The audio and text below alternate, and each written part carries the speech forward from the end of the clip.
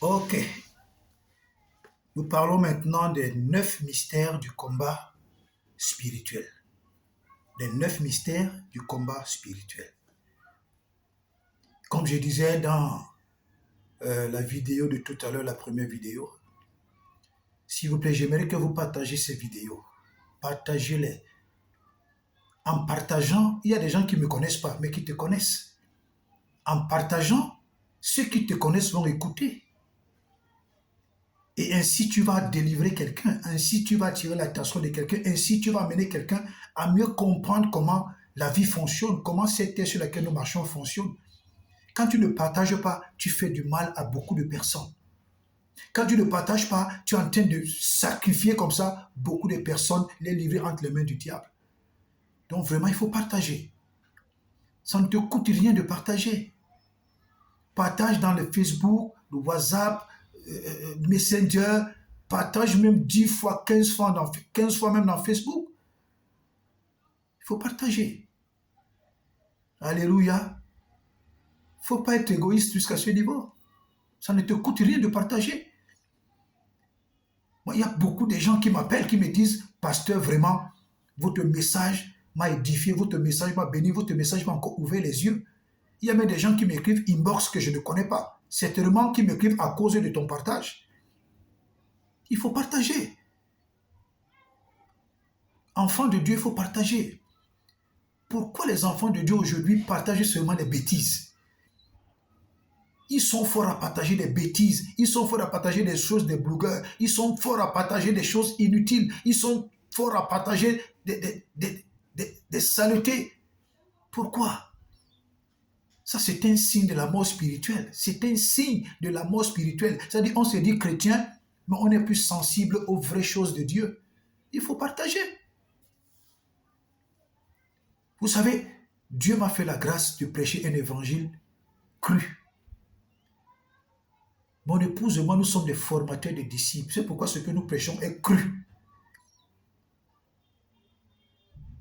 Pas de tromperie, pas de jonglerie, non. Ce genre d'évangile est devenu rare. C'est devenu rare. Des gens aiment seulement un évangile où on les caresse au sens du poil. En tout cas, c'est écrit dans les Épîtres que vers les fins des temps, beaucoup se donneront des maîtres et beaucoup vont s'attacher à la doctrine des démons. Vraiment, il faut partager. Alléluia. Ok. Donc, le premier point, le premier mystère du combat spirituel, c'est la terre. La terre sur laquelle nous marchons. C'est le premier mystère du combat spirituel. La terre sur laquelle nous marchons. Quand nous lisons Jérémie 22, versets 29 à 30, je vais lire. Jérémie 22, versets 29 à 30, je vais lire. Terre, terre, terre, écoute la parole de l'Éternel. Ainsi parle l'Éternel, inscrivez cet homme comme privé d'enfant, comme un homme dont les jours ne seront pas prospères, car nul de ses descendants ne réussira à s'asseoir sur le trône de David et à régner sur Juda. Ici, c'est bien spécifié, terre, terre, terre. Donc le premier mystère du combat spirituel, c'est la terre sur laquelle nous marchons. La terre sur laquelle nous marchons, frères et sœurs. Oui, c'est la terre sur laquelle nous marchons. C'est pourquoi vous pouvez voir dans Josué 1 du verset 3 au verset 7, quand Dieu a dit, tout lieu où foulera la plante de votre pied, je vous le donne. Ce n'est pas pour rien. Les sorciers ont compris ces choses. Les satanistes ont vite compris que être en contact direct avec la terre pour proclamer et déclarer des paroles, ça trouve un accomplissement immédiat. Oui. Une fois, je prêchais à l'église, j'ai dit, avec bien la chaussure, Dieu dit bien, tout lieu où foulera la plante de votre pied, pas tout lieu où foulera le dessous de votre chaussure. Non, la plante de votre pied. Il y a la différence entre la plante des pieds et la plante des chaussures. Et ce jour, les chrétiens ont compris que oui, quand Dieu dit tout lieu où fleura la plante de votre pied, ça veut dire que la plante de ton pied, la paume de ton pied doit être en contact avec la terre. Quand tu te décides de déclarer les choses importantes. C'est pourquoi vous allez voir dans nos villages, quand des sorciers prennent des décisions et qu'ils veulent passer à la sentence d'accomplissement, quand ils veulent déjà parler à la nature, ils veulent parler pour l'accomplissement de ce qu'ils ont décidé, ils sont pieds nus. Ils sont pieds nus. C'est pourquoi vous allez voir dans nos villages, la plupart, tous les sorciers marchent pieds nus. Tous marchent pieds nus. Il peut mettre les babouches peut-être quand il va quelque part, mettre les chaussures quand il va quelque part, mais quand il veut déjà passer à l'action, il est pieds nus. Oh, les enfants de Dieu prononcent souvent ce verset. C'est la plante des pieds, pas la plante des chaussures, la plante des pieds. Donc c'est pourquoi la terre est le premier mystère du combat spirituel. Et ceux qui prennent possession les premiers, c'est eux qui sont vainqueurs. Si toi, enfant de Dieu, tu es ignorant, tu vas battre l'air. Si le sorcier est éveillé, il va te vaincre. C'est pourquoi aujourd'hui, vous voyez, beaucoup d'enfants de Dieu récitent les versets bibliques, beaucoup d'enfants de Dieu marchent dans la foi, marchent dans la sanctification, mais ils ont une vie malheureuse, ils ont une vie pauvre, ils ont une vie de misère. Pourquoi? Parce qu'il y a certaines clés qu'ils ne maîtrisent pas, il y a certaines clés qu'ils ne connaissent pas. Tu peux réciter les versets bibliques, mais si tu ne détectes pas la clé qui est dans ce verset biblique, tu vas le réciter toute ta vie, il ne va jamais se concrétiser. Ça, c'est le premier mystère du combat spirituel, c'est la terre.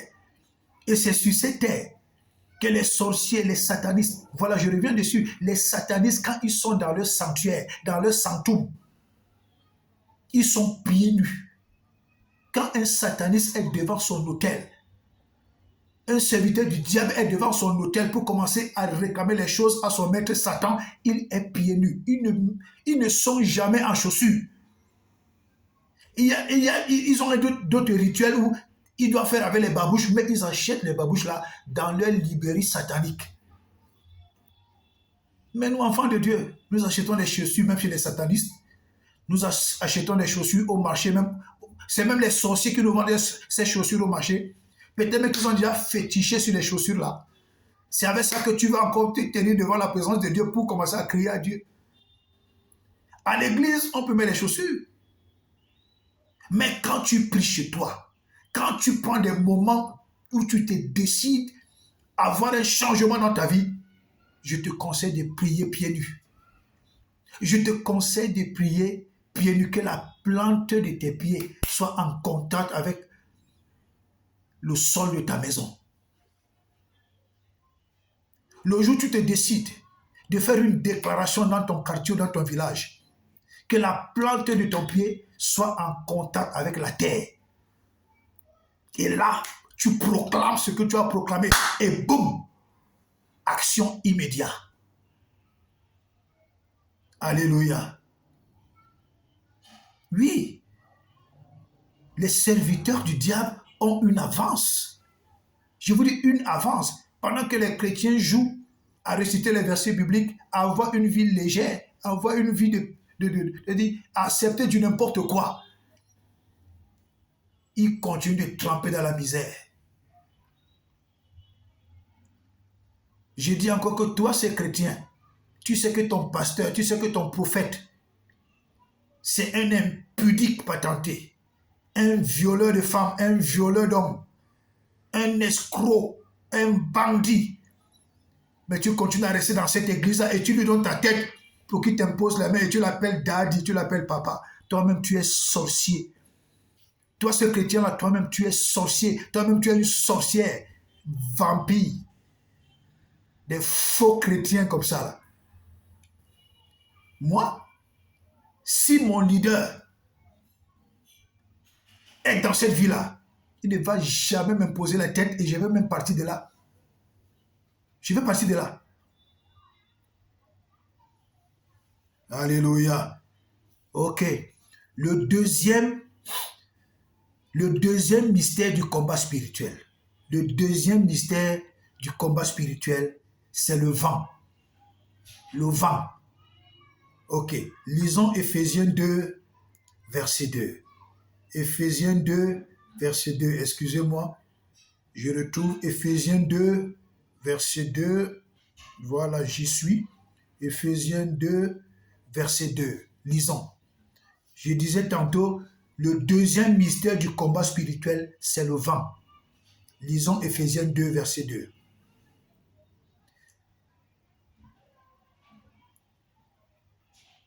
Dans lesquels, bon, commençons au verset 1. Vous étiez morts par vos offenses et par vos péchés, dans lesquels vous marchiez autrefois selon le train de ce monde, selon le prince de la puissance de l'air, selon le prince de la puissance de l'air, de l'esprit qui agit maintenant dans les fils de la rébellion. Voilà ce que Éphésiens 2, verset 2 nous dit. Donc il y a un esprit de puissance qui gère l'air. Il y a un esprit puissant qui gère l'air. Il y a un esprit puissant qui gère le vent. Il y a un esprit puissant qui transmet la rébellion aux hommes, la rébellion aux femmes, la rébellion aux chrétiens. Dans l'air que nous respirons, le vent que nous respirons a un maître, a un esprit. Et la Bible dit que c'est un esprit de puissance, un esprit de rébellion. Ah oui? Si toi tu dis que tu es chrétien et tu n'as pas une vie de sainteté, tu ne prends pas ta marche chrétienne au sérieux, tu seras sous l'influence de l'esprit de la puissance de l'air qui est un esprit de rébellion. Alléluia. C'est pourquoi vous voyez les sorciers, les satanistes. Quand il prend son fétiche dans la main, il prononce ton nom sur son fétiche. Il prononce ton nom 9 fois ou 3 fois sur son fétiche.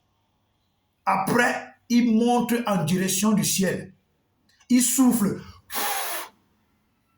Donc, il a donné les ordres à la puissance de l'esprit de l'air de transporter ce qu'il a déclaré et venir l'accomplir dans ta vie. Ah oui.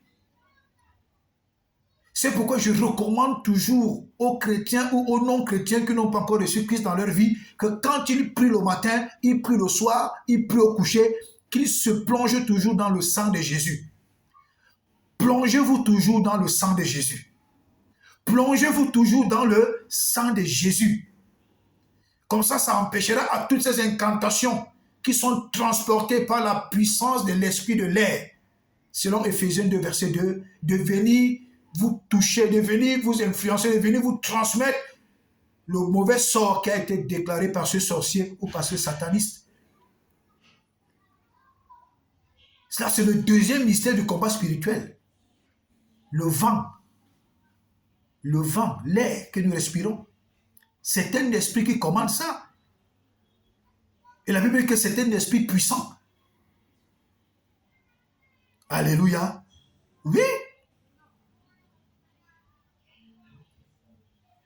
Quand vous regardez un peu parfois les films nigérians, vous savez, le Nigeria a connu la magie à un niveau où ils ont été même traumatisés. Quand vous voyez les films nigérians, quand quelqu'un prend son fétiche, il prononce ton nom sur son fétiche, ou 3 fois ou 9 fois. Après, il souffle dessus. Lui, il ne sait pas où tu es.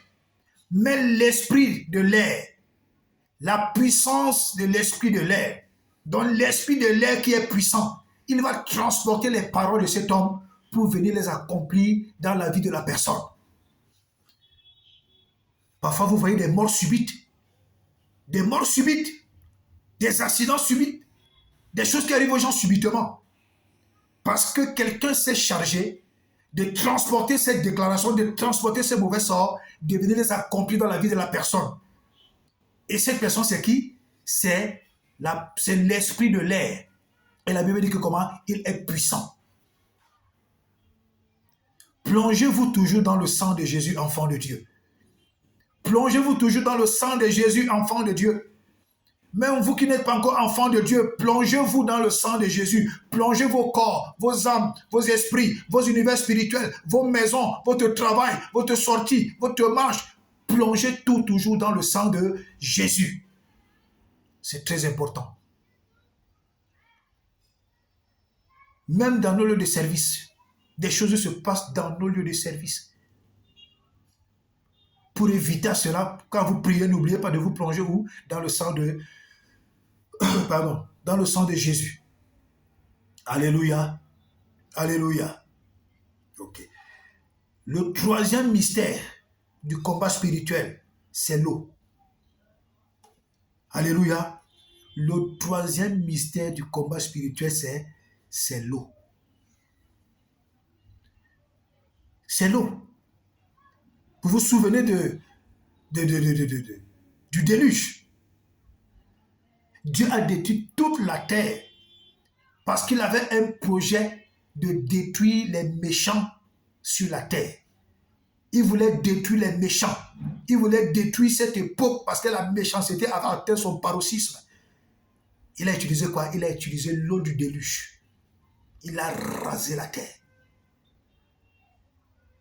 Dieu a utilisé l'eau pour punir toute l'armée égyptienne. Le pharaon et son armée ont péri. Ont péri dans la mer Rouge. Ont péri dans l'eau. Dieu a utilisé quoi? Dieu a utilisé de l'eau. Dieu a utilisé quoi? De l'eau.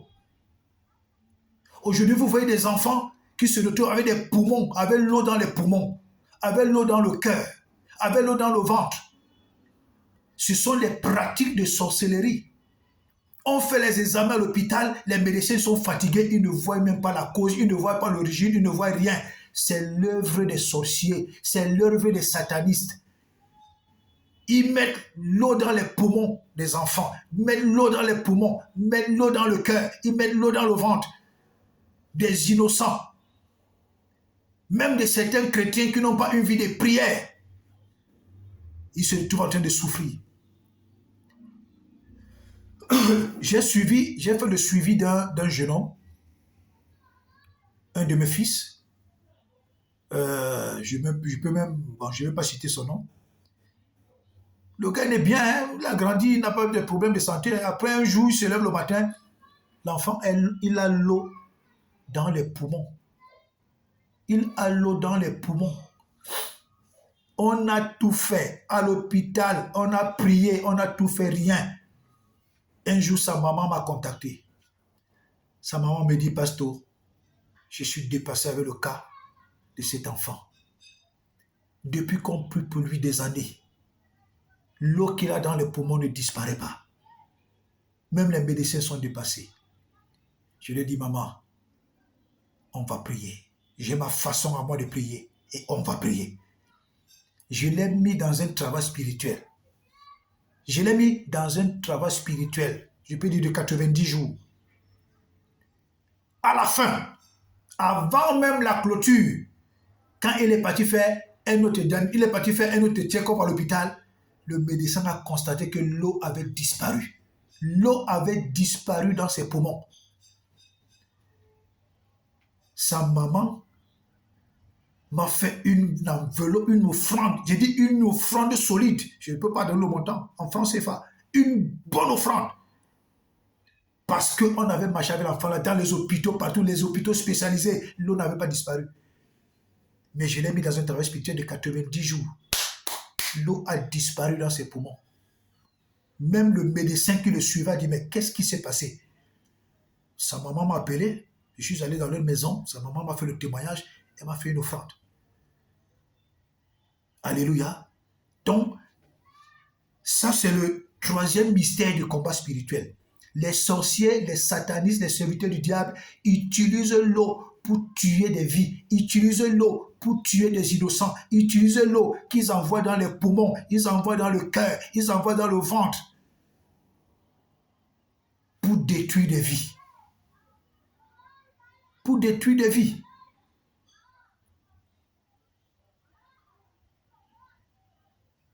Donc c'est pourquoi je vous disais tout à l'heure, partagez cette vidéo, elle va faire du bien à quelqu'un.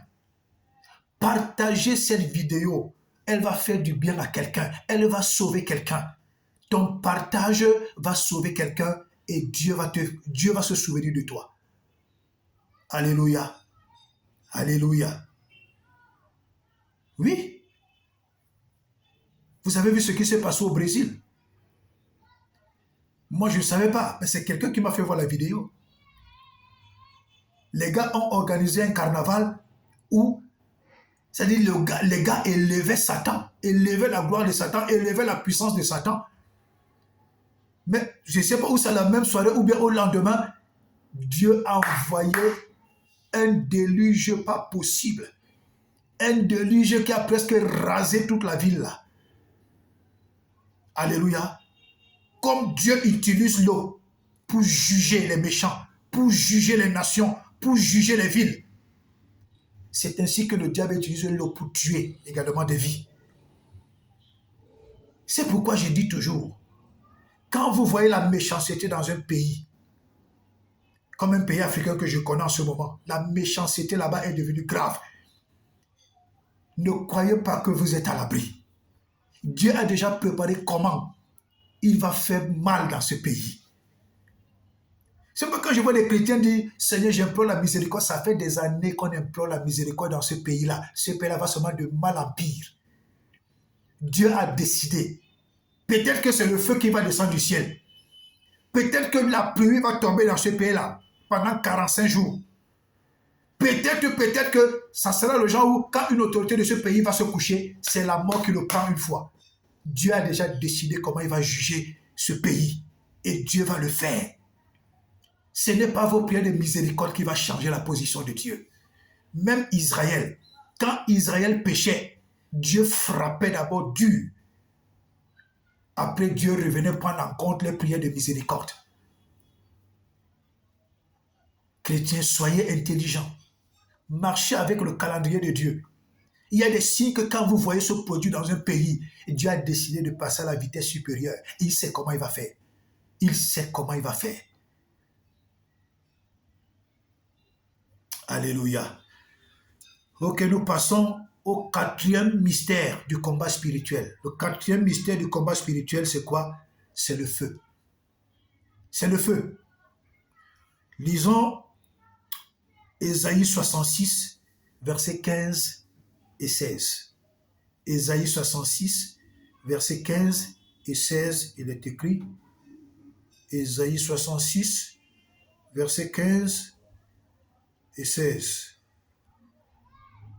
Ésaïe 66, versets 15 et 16. Ce téléphone ne veut pas s'ouvrir. Satan, tu ne vas pas me distraire. Satan, tu ne vas pas me distraire. Que ce téléphone ne s'ouvre pas, je ne m'occupe plus de toi. C'est comme ça les œuvres de Satan. Quand on commence à les dénoncer, voilà le téléphone qui commence à planter. Téléphone, tu ne vas pas me distraire. Le quatrième mystère du combat spirituel, c'est le feu. Alléluia. C'est le feu. Lisons Ésaïe 66, verset 15. Ésaïe 66, versets 15 et 16. Lisons. Ésaïe 66, versets 15 et 16. Il est écrit. Nous lisons. Car voici l'Éternel arrive dans un feu. L'Éternel arrive dans un feu. Lui, il est éternel, mais il arrive dans un feu.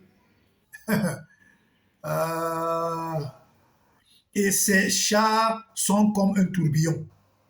Il convertit sa colère en un brasier et ses menaces en flamme de feu. Il est Dieu, mais il convertit ses menaces en flamme de feu. Verset 16. C'est par le feu que l'Éternel exerce ses jugements. C'est par son glaive qu'il châtie toute chair. Et ceux que tuera l'Éternel seront en grand nombre. Alléluia. Voilà ce qu'Ésaïe nous dit.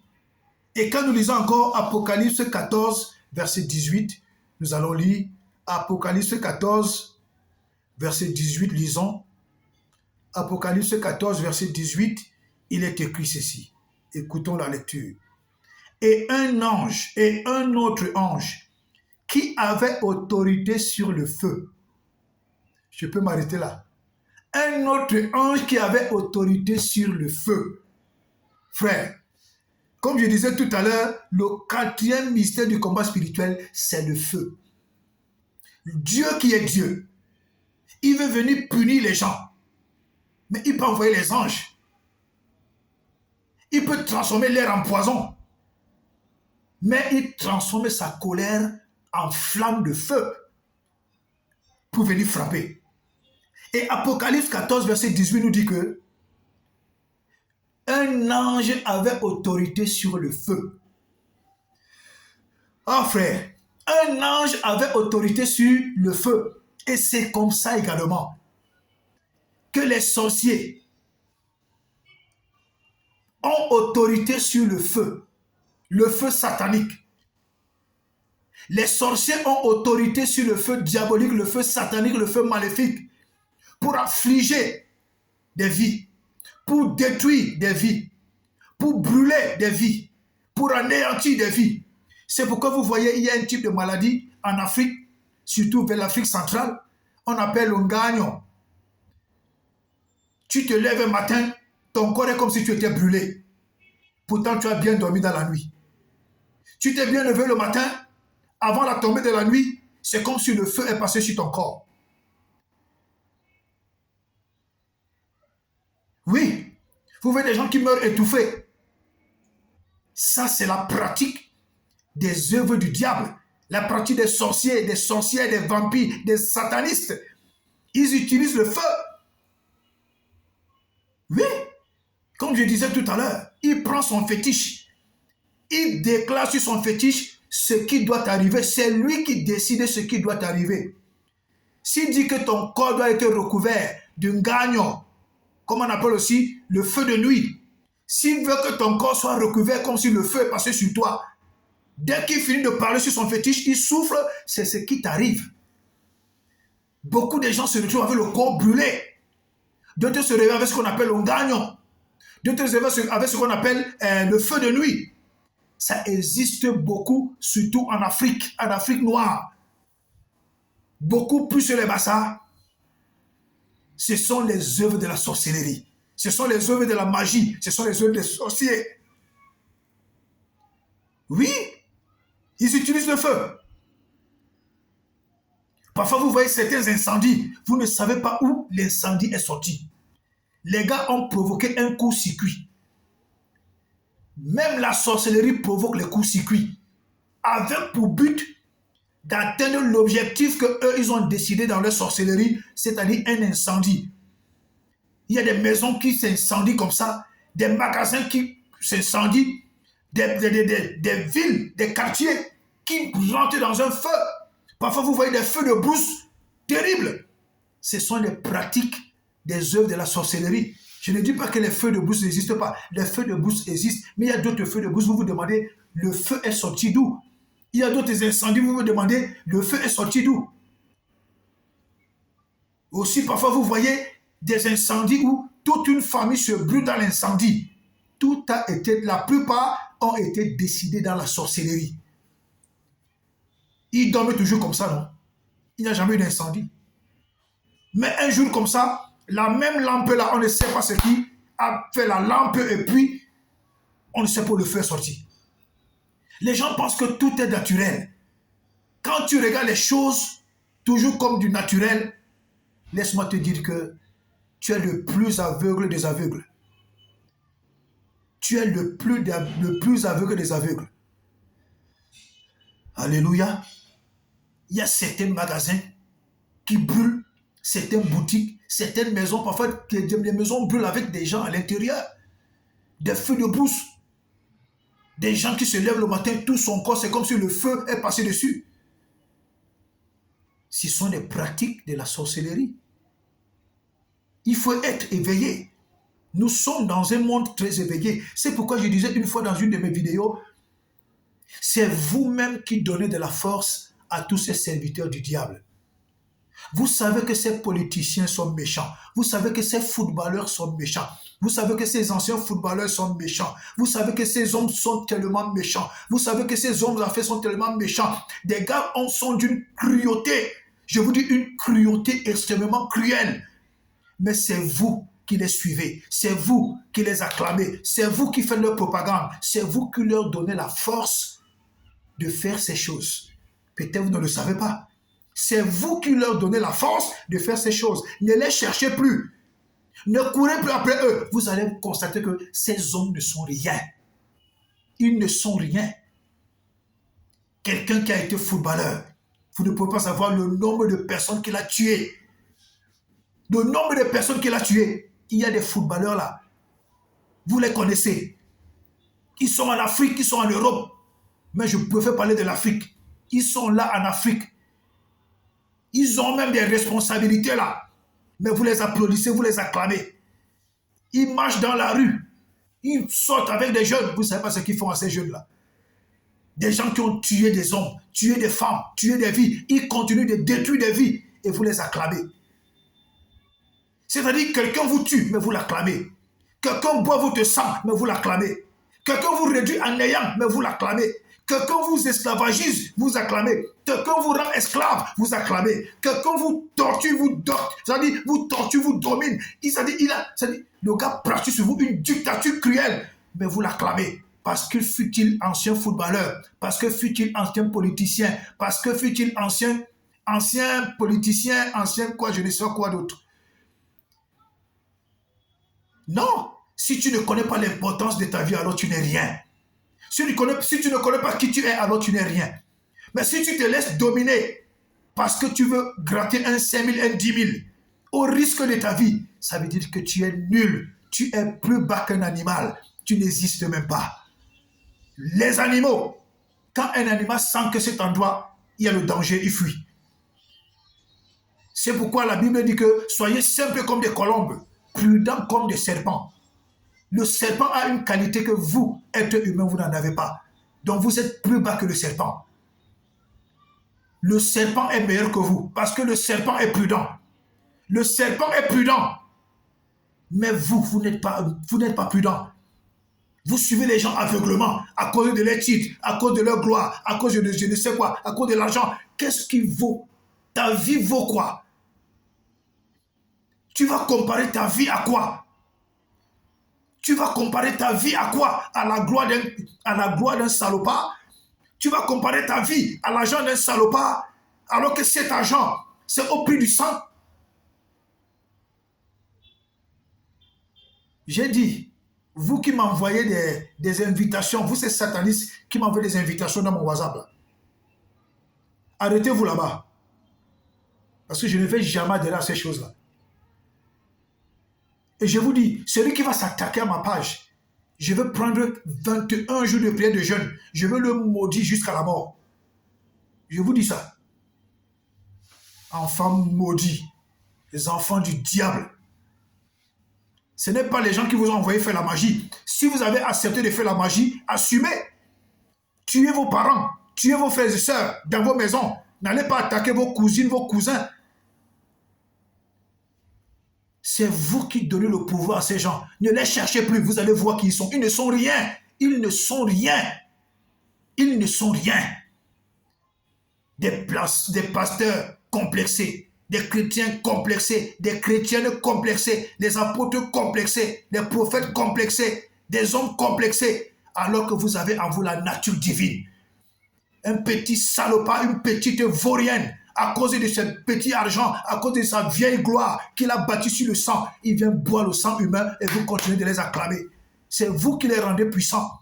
C'est vous qui les rendez comme ça. C'est vous qui les faites croire qu'ils sont capables de tout. Ce sont des vauriens. Ça, c'était un bon coup de gueule pour ces vauriens des satanistes-là. Alléluia. Alléluia. Nous passons au 5e mystère. Le cinquième mystère du combat spirituel. Le cinquième mystère du combat spirituel, c'est le soleil. Le soleil. Lisons le psaume 91. Psaume 91. Psaume 91, verset 1 à 6. Psaume 91, verset 1 à 6. Il est écrit, Psaume 91, verset 1 à 6. Il est écrit, je vais lire, Psaume 91, verset 1 à 6. Il est écrit. Là, nous parlons du cinquième mystère du combat spirituel. Le Psaume 91, verset 1 à 6, je vais lire. Celui qui demeure sous l'habit du Très-Haut repose à l'ombre du Tout-Puissant. Je dis à l'Éternel, mon refuge et ma forteresse, mon Dieu en qui je me confie. Car c'est lui qui te délivre du filet de l'oiseleur, de la peste et de ses ravages. Il te couvrira de ses plumes, et tu trouveras un refuge sous ses ailes. Sa fidélité est un bouclier et une cuirasse. Verset 5. Tu ne craindras ni les terreurs de la nuit, ni la flèche qui vole de jour, ni la peste qui marche dans les ténèbres, ni la contagion qui frappe en plein midi, ni la contagion qui frappe en plein midi. Ça, c'est le cinquième mystère du combat spirituel, dont les sorciers utilisent midi pour frapper les gens de maladie. Les sorciers utilisent midi parce qu'ils savent qu'à l'heure là, le soleil a pointé au centre du monde. Ils savent qu'à ce moment-là, le soleil est sur la tête, au centre de la tête des humains. Et ils trouvent que c'est en ce moment de midi-là qu'ils doivent envoyer les maladies contagieuses aux gens. Ils doivent envoyer les épilepsies, ils doivent envoyer les sida, ils doivent envoyer les tuberculoses, ils doivent envoyer les hépatites, ils doivent envoyer la gale, ils doivent envoyer des maladies incurables aux êtres humains. Vous voyez donc à quel point le soleil est utile pour les sorciers, le soleil est utile pour les satanistes, le soleil est utile pour les œuvres du diable. La Bible dit même que quand Jésus a été crucifié, était à la croix de midi jusqu'à 15 heures. De midi jusqu'à 15 heures, les ténèbres ont envahi, les ténèbres ont couvert toute la terre. Donc à partir de midi jusqu'à 15 heures, c'est des moments stratégiques où les sorciers, les satanistes, les serviteurs du diable travaillent ardemment. Ils envoient les maladies, ils programment des choses horribles dans la vie de beaucoup de personnes. Alléluia. Ils programment des choses horribles dans la vie de beaucoup de personnes. Oui, frères et sœurs, quand nous lisons même Genèse 1, verset 16, et le psaume 136, verset 8, Dieu a créé le plus grand astre, donc c'est-à-dire le soleil, pour présider au jour, C'est-à-dire que le soleil est là pour donner des ordres.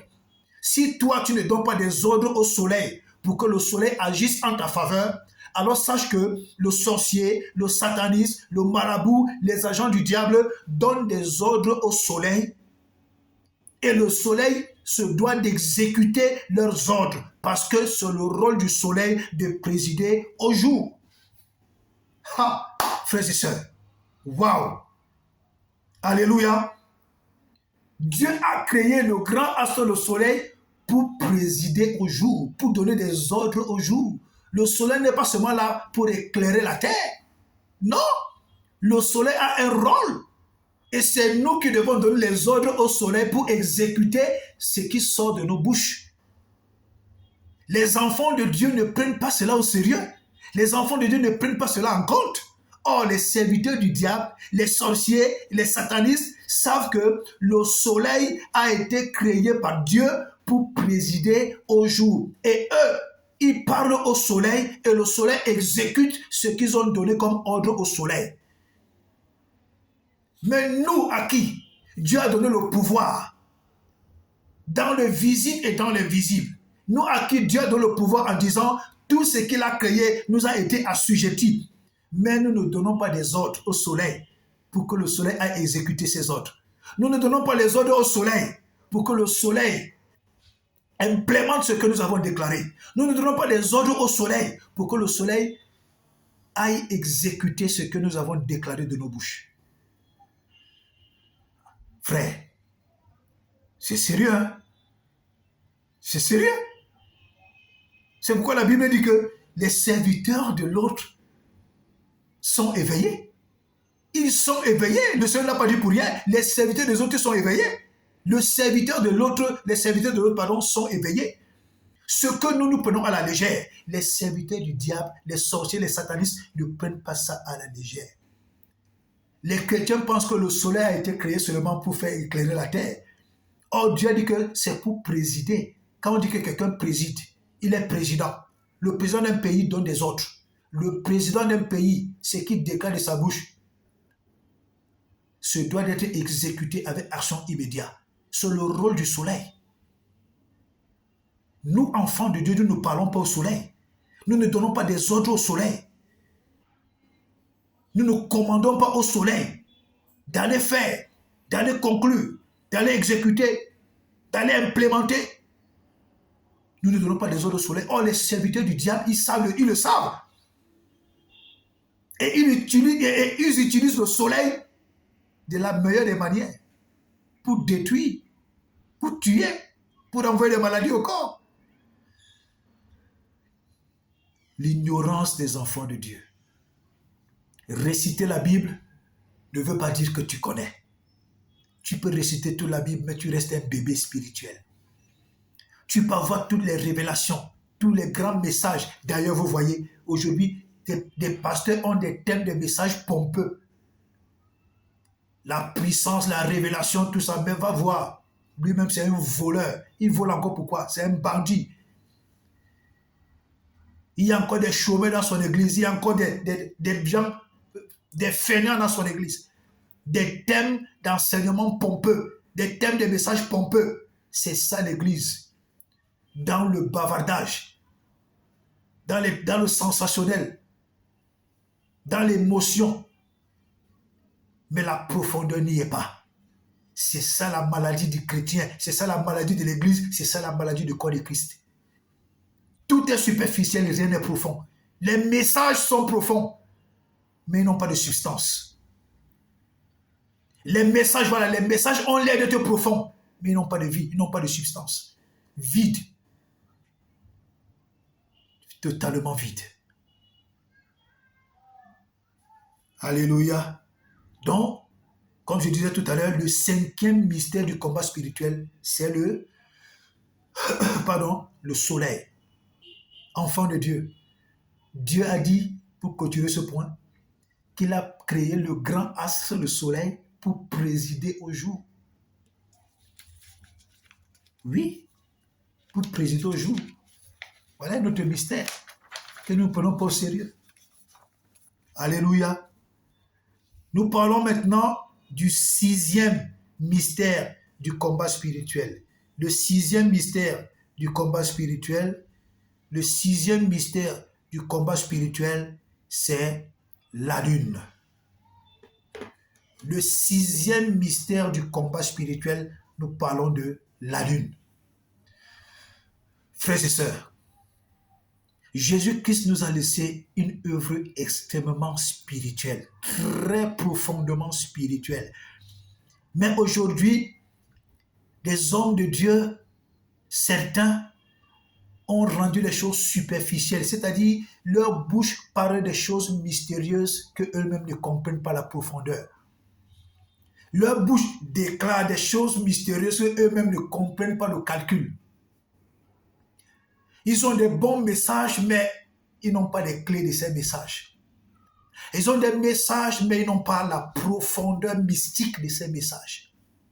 Ils ont des messages, mais ils n'ont pas la révélation christique, mystique de ces messages. Jésus-Christ est un être extrêmement mystérieux. La parole de Dieu est extrêmement mystérieuse. C'est pourquoi, dans le livre d'Apocalypse, la Bible appelle la parole de Dieu le livre scellé. Le livre scellé, c'est-à-dire chaque verset a un scellé. La parole de Dieu a un scellé. Si Dieu n'enlève pas le scellé, tu vas proclamer, tu vas parler, tu vas prêcher, mais s'il n'enlève pas le scellé pour te révéler la profondeur mystique de ce verset, tu ne comprendras jamais ce verset dans sa profondeur mystique. Mystique ici veut dire mystérieuse à la gloire de Dieu. Oui, frères et sœurs. C'est pourquoi quand j'écoute des messages émotionnels, je causais avec une de mes filles aujourd'hui que j'appelle, je l'aime beaucoup, c'est une petite sœur que j'aime beaucoup. Ah, petite sœur, je t'aime beaucoup, hein.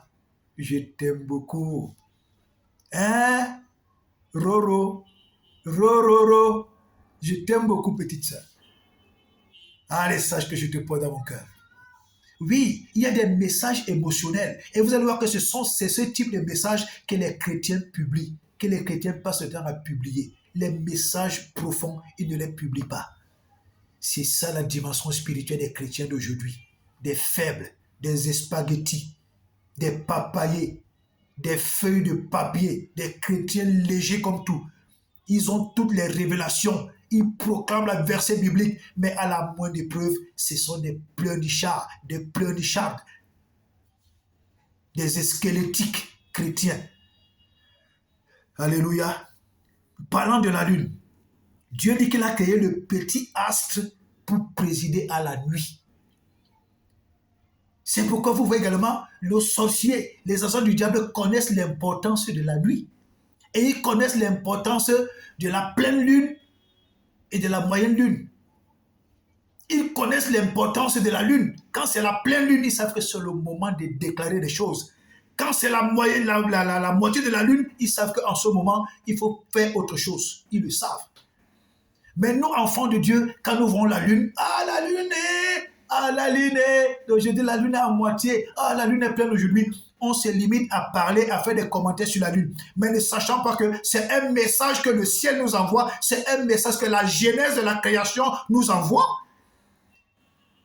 Quand c'est la pleine lune, c'est le moment d'appeler les choses extraordinaires, c'est le moment de déclarer, d'appeler les choses quand c'est la pleine lune.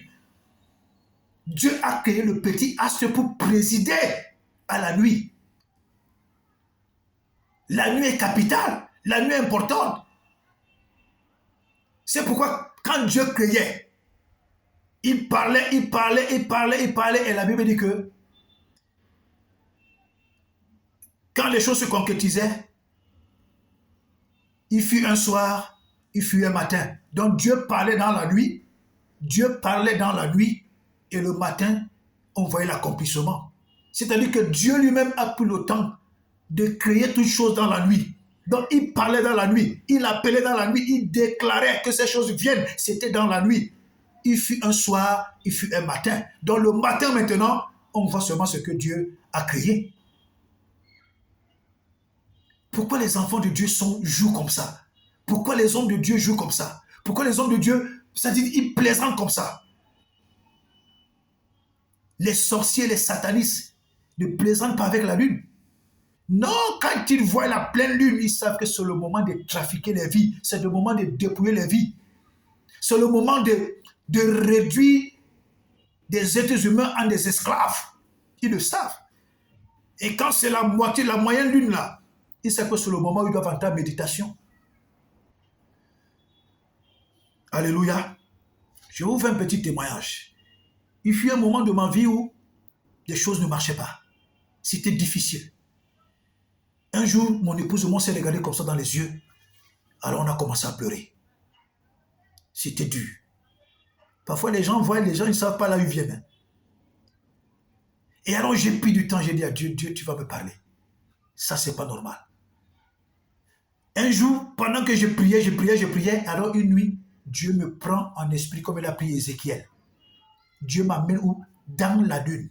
Je vous dis un témoignage authentique. Dieu me prend et il m'amène dans la lune. C'est là où j'ai su que, mais, dans la lune, les gens font des réunions dans la lune. Quand le Seigneur m'a amené, c'était comme une grande ville. Et il y avait un portier.